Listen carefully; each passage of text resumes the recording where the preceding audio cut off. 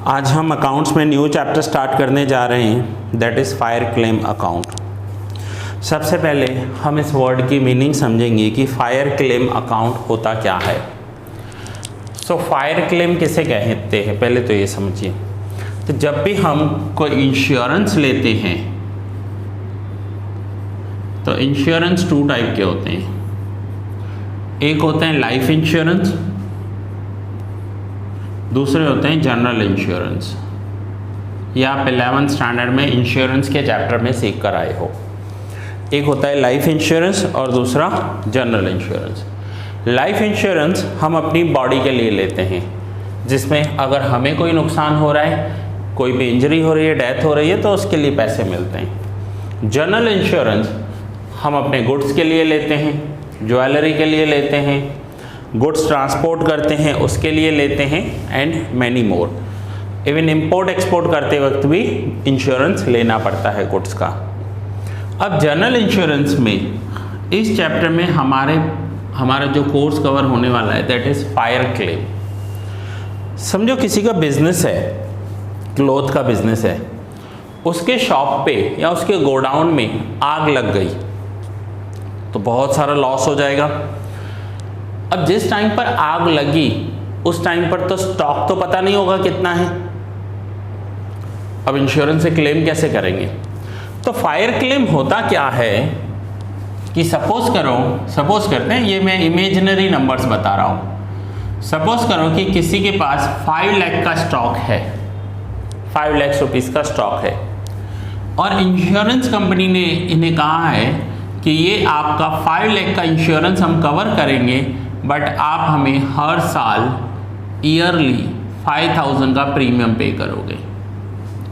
अब इस बिजनेस को हर साल 5000 रुपीज़ इंश्योरेंस कंपनी को एज अ प्रीमियम देने हैं। अगर एक साल में जो भी पीरियड कवर होता है उसमें आग लग रही है, फायर एक्सीडेंट हो रहा है और लॉस हो रहा है, तो 5 लाख रुपीज़ के गुड्स जो हैं वो उनके इंश्योर्ड हैं, मीन्स इंश्योरेंस कंपनी उन्हें देगी। बट अगर एक साल में कोई आग नहीं लगी तो ये 5000 होगा इंश्योरेंस कंपनी के, ये वापस नहीं मिलेंगे। ये इंश्योरेंस कंपनी का प्रॉफिट है। इंश्योरेंस कंपनी करती क्या है? प्रीमियम लेती है, वो उनकी इनकम होती है, और जिसके वहाँ एक्सीडेंट हुआ होगा उसे क्लेम देंगे, वो उनका एक्सपेंस है। सो इंश्योरेंस कंपनी के भी अपनी इनकम्स हैं, अपने एक्सपेंस हैं। सो यहाँ पर हमें इस चैप्टर में ये देखना है कि जब आग लगी, फायर क्लेम हुआ, अब आग लगी तो एवरेज हम इस बिजनेस में 5 लाख के गुड्स होते हैं, बट हो सकता है जिस दिन आग लगी उस दिन 6 लाख के हो, सीज़न चल रही थी, ज़्यादा स्टॉक पड़ा था। या ये भी हो सकता है कि सीज़न नहीं थी, मंदी चल रही थी, ऑफ सीज़न था और 4 लाख के गुड्स अवेलेबल थे। तो हम इस चैप्टर में ये सीखेंगे कि अगर 5 लाख का इंश्योरेंस लेते हैं और हमारे पास 6 लाख के गुड्स हैं तो इंश्योरेंस कंपनी हमें कितना देगी, और 4 लाख के गुड्स हैं तो कितना देगी। प्रीमियम तो जो है वो पे किया है, बट क्लेम कैसे करेंगे? सबसे बड़ा क्वेश्चन यहाँ पर यह आता है कि जिस दिन आग लगी उस दिन हम आग लग रही है तो स्टॉक काउंट करने तो नहीं जाएंगे ना, अंदर कितने ड्रेसेस पड़े हैं या कितना स्टॉक पड़ा है, तो वो स्टॉक कैसे कैलकुलेट होगा? और ये तो 31 मार्च पर भी नहीं होता। वैसे तो 31 मार्च पर हम फाइनल अकाउंट्स बनाते हैं तो स्टॉक पता चल जाता है कि हमारा इतना स्टॉक होगा, लेकिन आग तो ओवरनाइट लग जाती है, एक्सीडेंटली लग जाती है, शॉर्ट सर्किट हो गया, आग लग गई, तो उस दिन हमारे पास स्टॉक कितना था वो कैसे कैलकुलेट करेंगे? रात को आग लगी होगी तो सुबह तक तो सब कुछ जल गया होगा, हम अपने बुक से कैसे कैलकुलेट करेंगे और इंश्योरेंस कंपनी से कैसे क्लेम लेंगे? अब इंश्योरेंस कंपनी को हमें एविडेंस देने पड़ते हैं कि हमारे पास इतना स्टॉक था, चाहे वो परचेज के बिल दिखाने हो या हमने जो सेल्स किए हैं वो दिखाने हो। ऐसा नहीं कि हमने कहा कि हमारा तो 25 लाख रुपए का स्टॉक था और इंश्योरेंस कंपनी ने मान लिया। इंश्योरेंस कंपनी को पेपर वर्क चाहिए। सबसे पहले जिस दिन आग लगी उस दिन जो आग लगी है, जो लॉस हुआ है वो भी कवर होता है। अब सिर्फ स्टॉक का लॉस नहीं हुआ होगा, प्रॉपर्टी को भी लॉस हुआ होगा, फर्नीचर को भी लॉस हुआ होगा, फर्नीचर भी जल गया होगा, तो कुछ लोग यहाँ पर स्टॉक के साथ साथ फर्नीचर का भी इंश्योरेंस करवा लेते हैं कि अगर फर्नीचर जल जाए तो वो भी पैसा इंश्योरेंस कंपनी ही देगी। बट इंश्योरेंस कंपनी को डिटेल चाहिए, हमारे पास क्या फर्नीचर था, उसके बिल्स चाहिए। सो ये पूरा पेपर वर्क करना पड़ता है। उसके बाद इंश्योरेंस कंपनी इन्वेस्टिगेट करती है कि जो हमने उन्हें क्लेम के लिए अमाउंट बोला है वो करेक्ट है या नहीं है। अगर वो अमाउंट करेक्ट है तो इंश्योरेंस कंपनी वो अमाउंट हमारे बैंक अकाउंट में भेज देगी। लेकिन अगर इंश्योरेंस कंपनी को डाउट हुआ तो वो उसका फर्दर इन्वेस्टिगेशन भी कर सकते हैं। सो इंश्योरेंस कंपनी ऐसे पूरा क्लेम देती है। अब यहाँ पर एक और बात आती है कि सपोज करो किसी बिजनेस में आज आग लग गई, स्टॉक जल गया, फर्नीचर जल गया, तो क्या वो दूसरे दिन से बिजनेस स्टार्ट हो जाएगा क्या? दूसरे दिन से स्टार्ट नहीं हो सकता। उस बिजनेस में पहले जो जला हुआ स्टॉक है वो निकालना पड़ेगा, फिर पूरा का पूरा शॉप प्रीमाइसेस रिपेयर करवाने पड़ेंगे।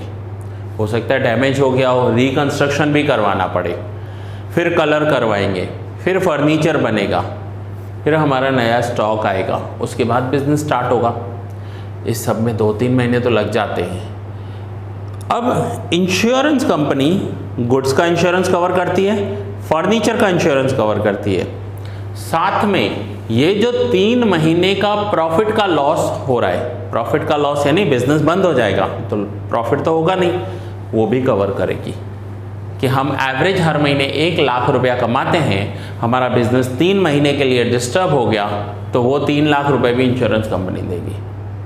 बट जितनी सर्विसेज हम ज़्यादा लेंगे, जितने इंश्योरेंस ज़्यादा लेंगे, उतना प्रीमियम बढ़ता जाएगा, प्रीमियम की वैल्यू बढ़ती जाएगी। So that is called insurance premium. So अब हम इसमें देखेंगे आपको क्वेश्चन कैसे दिए होंगे कि किसी भी मिस्टर ए के शॉप में फायर एक्सीडेंट हुआ है, उसके सारे गुड्स जल गए और अब आप इंश्योरेंस कंपनी के लिए डिटेल बनाओ, क्लेम बनाओ कि इंश्योरेंस का क्लेम उसे कितना मिलना चाहिए। ठीक है।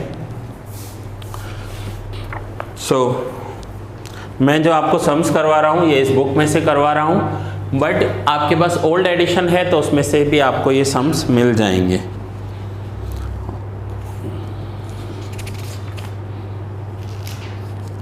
हम कर रहे हैं प्रैक्टिकल क्वेश्चंस में क्वेश्चन नंबर 3।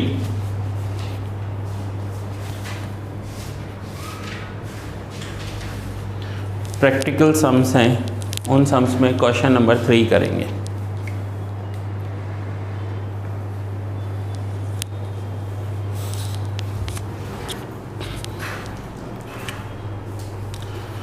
चलिए मैं क्वेश्चन रीड कर रहा हूँ पहले। A fire occurred on the premises of Firestone Limited on 31st December 2019। अब ये न्यू एडिशन है, इसमें ईयर 19 दिया हुआ है। अगर आपके पास ओल्ड एडिशन होगी तो ईयर कोई अलग होगा, बट ईयर मैटर नहीं करता। ठीक है, आप ईयर को मत देखो, आप सम पे कॉन्सेंट्रेट करो। स्टॉक ऑन 1 जनवरी 35,400। अब देखो आग कब लगी है? 31 दिसंबर को, लेकिन लास्ट फाइनल अकाउंट उन्होंने कब बनाए थे? तो 1 जनवरी को। तो 1 जनवरी को उनको ये तो पता होगा ना उनके पास लास्ट ईयर स्टॉक कितना पड़ा था। Sales during the year 19 1,92,000 and purchase 1,26,000। During the past 5 years, the average gross profit on cost was 25%. Prepare a statement showing the amount of claim in respect of loss of stock by fire. हमें statement बनाना है कि overall loss कितना हुआ। और ऊपर question में second line से मैं फिर से रीड कर रहा हूँ, सॉरी फर्स्ट लाइन से ही रीड कर रहा हूँ। A fire occurred on the premises of Firestone limited on 31st December and a considerable part of the stock was destroyed. The value of salvaged stock, underline कर लो word salvaged stock, was agreed at 4,500. अब salvaged stock की meaning क्या होती है कि जब आग लगी तो जितना स्टॉक बचाया जा सकता था उतना बचा लिया गया। तो इन्होंने 4500 का स्टॉक बचा लिया। आग कैसे लगती है? सपोज करो कि इलेक्ट्रिसिटी का शॉर्ट सर्किट हुआ है, तो जहाँ पर मीटर लगा होगा वहाँ से आग शुरू होगी, बट दूसरी साइड तो हमारे गुड्स पड़े हैं, पार्सल पड़े हैं, उन्हें तो हम हटाकर अलग कर सकते हैं। सो इन्होंने 4500 के गुड्स सेव कर लिए हैं। ठीक है, अब ये सम करने के लिए हमें ट्रेडिंग अकाउंट बनाना होगा। ट्रेडिंग अकाउंट जो आप 11th स्टैंडर्ड 12th स्टैंडर्ड में करके आए हो, कोई न्यू पॉइंट नहीं है, सेम जो आपने 11th एंड 12th में किया है वो ही करना है। बट उसमें डिफरेंस क्या हो जाएगा वो समझ लेते हैं।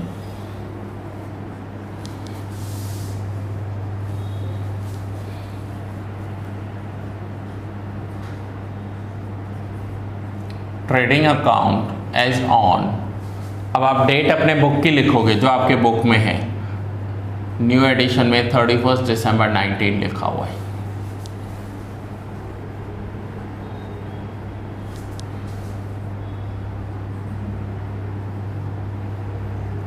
अब क्या क्या आता है इस ट्रेडिंग अकाउंट में? तो सबसे पहले ओपनिंग स्टॉक,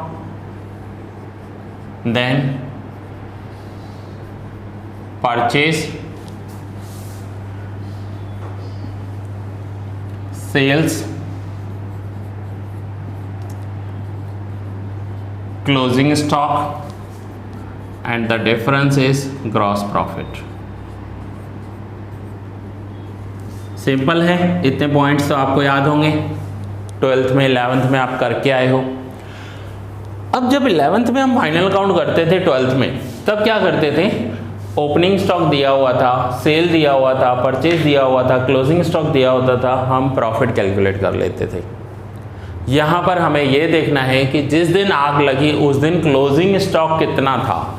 इट मीन्स मैं यहाँ पर क्वेश्चन मार्क कर रहा हूँ कि मुझे स्टॉक चाहिए कितना था। सो ये टोटल 5 पॉइंट्स हैं, opening stock, closing stock, purchase, sales and GP. इन 5 में से अगर बाकी के 4 आपको दिए हुए हैं तो क्लोजिंग स्टॉक कैलकुलेट हो जाएगा ना।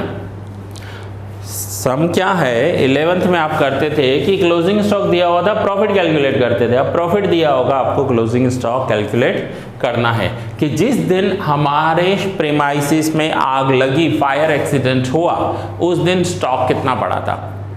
और प्रॉफिट का परसेंटेज हर बिजनेसमैन को पता होता है कि वो जो गुड सेल कर रहा है वो उस पर कितना प्रॉफिट ऐड करता है। ठीक है, सो नाउ एक एक पॉइंट हम इसमें नोट डाउन करते जाएंगे। तो सबसे पहले ओपनिंग स्टॉक दिया हुआ है, कितना दिया हुआ है? 35,400।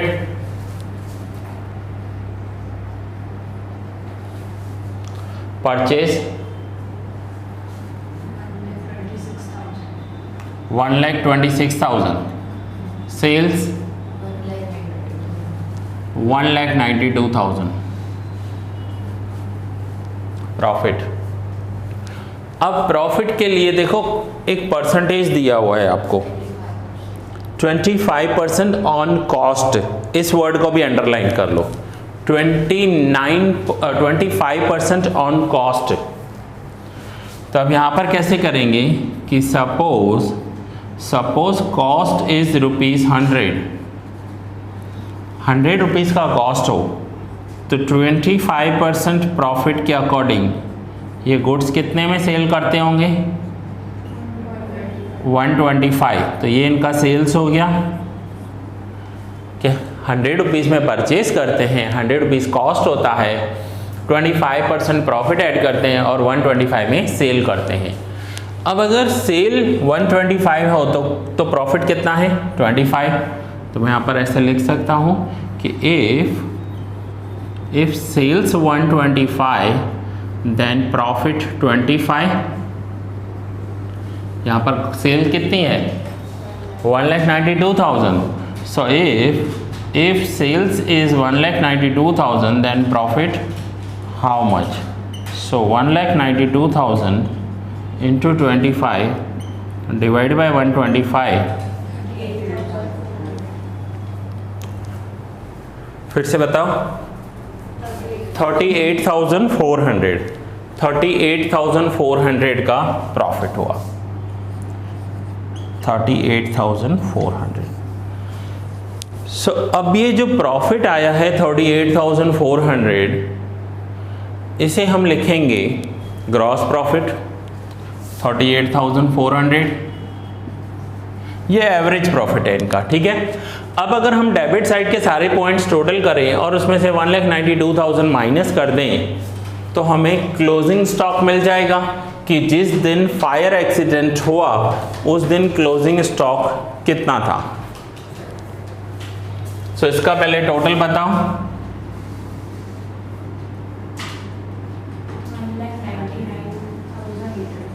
1,99,800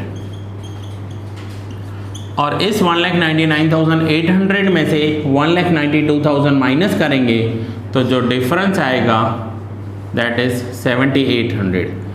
आप यहाँ क्वेश्चन मार्क भी कर सकते हो या यहाँ पर सर्कल कर लेना ताकि पता चले कि ये सर्कल किया है, इट मीन्स ये जो अमाउंट है ये हमने बैलेंसिंग फिगर से फाइंड की है, ये क्वेश्चन में दी हुई नहीं थी।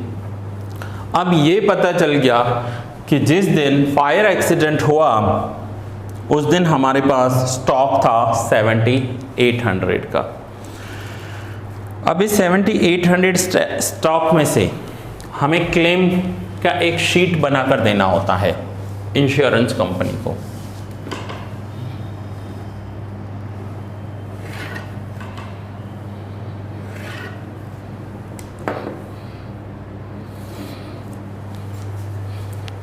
इंश्योरेंस कंपनी को क्लेम के साथ ये भी बताना होता है कि हमारा लॉस कितना हुआ, हमने और कौन कौन सी फैसिलिटीज़ ले रखी है, उसका अमाउंट कितना होगा।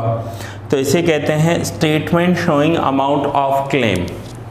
यहाँ पर हेडिंग क्या देंगे, statement showing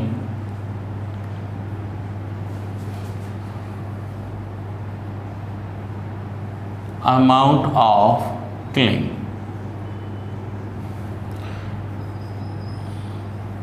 particular and amount. कई बार अमाउंट के यहाँ पर 2 कॉलम भी बनते हैं। जैसे जैसे आगे जाएंगे, ये फर्स्ट सम है, सिंपल है तो एक ही कॉलम से काम चल जाएगा, आगे जाएंगे तो 2 कॉलम्स की भी ज़रूरत हो सकती है। ना सबसे पहले यहाँ पर लिखेंगे क्लोजिंग स्टॉक। तो जिस दिन फायर एक्सीडेंट हुआ उस दिन क्लोजिंग स्टॉक कितना था, 7,800 का स्टॉक था। अब इस 7,800 के स्टॉक में से कुछ स्टॉक तो सेव भी कर लिया था, बचा लिया था, ऊपर दिया हुआ था आपको। कितना स्टॉक सेव किया था, 4,500 का स्टॉक बचा लिया था। माइनस करो 3,300। अब इंश्योरेंस कंपनी जब फायर एक्सीडेंट होता है तब जिसका भी फायर एक्सीडेंट हुआ है, जिसके भी प्रीमाइसिस में, वो उसे बचाने के लिए कुछ तो करेगा, एफर्ट्स करेगा। सो उन एफर्ट्स के लिए अगर कोई एक्सपेंडिचर हुआ है तो वो इसमें ऐड कर सकते हैं। से एग्जांपल कि मोस्टली तो फायर ब्रिगेड को कॉल कर दिया जाता है, लेकिन नियर बाय में कोई फायर ब्रिगेड नहीं है तो उन्होंने किसी वाटर सप्लायर आते हैं ना, टैंकर लेकर वाटर सप्लाई करते हैं, प्राइवेट होते हैं वो लोग। वो एक टैंकर का 600 रुपया लेते हैं, 800 रुपया लेते हैं, 1000 रुपया लेते हैं, depend on size of the tanker. तो उसे कॉल कर उसने एक टैंकर मंगवा लिया। तो ये 600 रुपीज़ या 800 या 1000 जो भी उसने एक्सपेंडिचर किया है आग बुझाने के लिए, वो भी इंश्योरेंस कंपनी देगी, क्योंकि जितना उसने एक्सपेंस किया है आग बुझाने के लिए उतना लॉस कम हुआ होगा, तो इंश्योरेंस कंपनी वो भी देती है। बट इसमें ऐसा कुछ है नहीं, आने वाले सम्स में ये पॉइंट आएगी। तो यहाँ पर 7,800 में से 4,500 का स्टॉक बचा लिया गया, तो लॉस कितना हुआ, 3,300। इसे हम कहेंगे अमाउंट ऑफ क्लेम। हम इंश्योरेंस कंपनी से 3,300 का क्लेम करेंगे कि मुझे इतना क्लेम चाहिए। देखो है आंसर में 3,300 amount of claim. So first sum था बहुत ही सिंपल था, सारे पॉइंट्स दिए हुए थे, कोई पॉइंट कॉम्प्लिकेटेड नहीं था। आने वाले सम्स में थोड़ा और ट्रिकी सम्स होंगे, हम थोड़ा और डीप में जाएंगे, बट बहुत ही अच्छा नॉलेजेबल चैप्टर है ये। सो नोट डाउन कर लीजिए आप। ये लेक्चर मैं यहीं पर ही कंप्लीट कर रहा हूँ। नेक्स्ट लेक्चर में कंटिन्यू करेंगे आगे के सम्स।